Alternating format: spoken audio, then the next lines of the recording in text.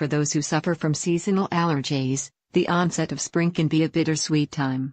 In recent years, it seems allergies in the U.S. have been getting worse and worse, and experts say urban landscaping practices may be to blame. A bizarre phenomenon known as botanicalism may be driving pollen overdoses in cities across the country. Over the past few decades, landscapers have been increasingly planting male trees and plants, due to their litter-free nature, meaning they don't shed seeds, fruits, or pods. But what male trees lack in messy seeds, they make up for in pollen. This is according to horticultural expert Thomas Leo Ogren, who first began searching for pollen-free plants for his yard a few years back to help alleviate his wife's allergies, according to M&M. In doing so, Ogren found his city was dominated by male plants. The influx of male plants started after the mid-1980s, when millions of city trees were wiped out by Dutch elm disease, the expert explained in a 2015 op-ed for Scientific American. Based on recommendations from the universities, cities around the U.S. began planting clonal male trees to replace those that had died. The problem is that while these trees and plants are litter-free, they all produce abundant allergenic pollen, Ogren explains, of male trees.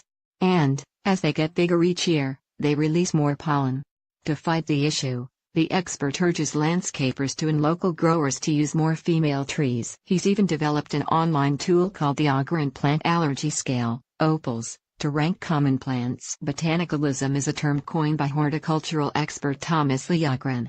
While it might sound odd, the phrase could help to explain the rise in pollen-related allergies across the U.S. Botanicalism describes a trend seen over the last few decades in which landscapers and urban growers increasingly plant male plants, instead of more messy female plants. But, while female plants may shed seeds and pods, there are downsides to predominantly choosing male plants. The problem is that while these trees and plants are litter-free, they all produce abundant allergenic pollen, Ogren explains in an op-ed for Scientific American. As these male trees grow over the years, the produce and shed more and more pollen. As Ogren explains, much of the allergy issue originates right in your backyard.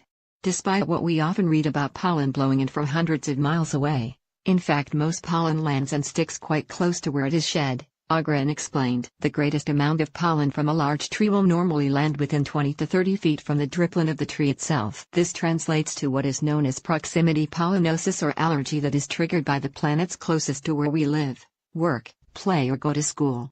Almost all urban allergies now come directly from the planted landscape. They are homegrown. Where the freaks at?